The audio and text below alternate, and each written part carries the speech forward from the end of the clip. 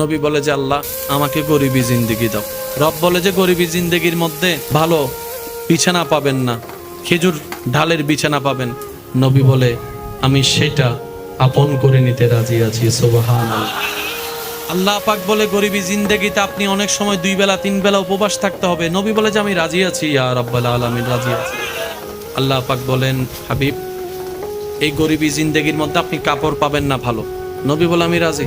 আল্লাহ পাক বলে হাবিব এই গরিবী জিন্দেগির মধ্যে আপনি ভালো কোনো পরিবেশ পাবেন না।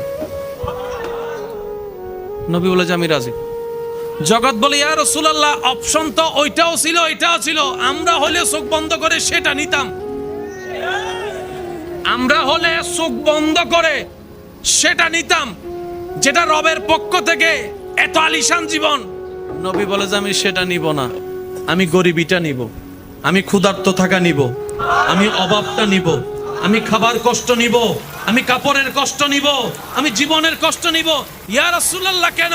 নবী বলে আমার পরবর্তী উম্মতেরা, গরিব উম্মতরা যখন আমি নবীর কষ্টের কথা শুনবে, আমি না খেয়েও ঈমানদার প্রচার করেছি,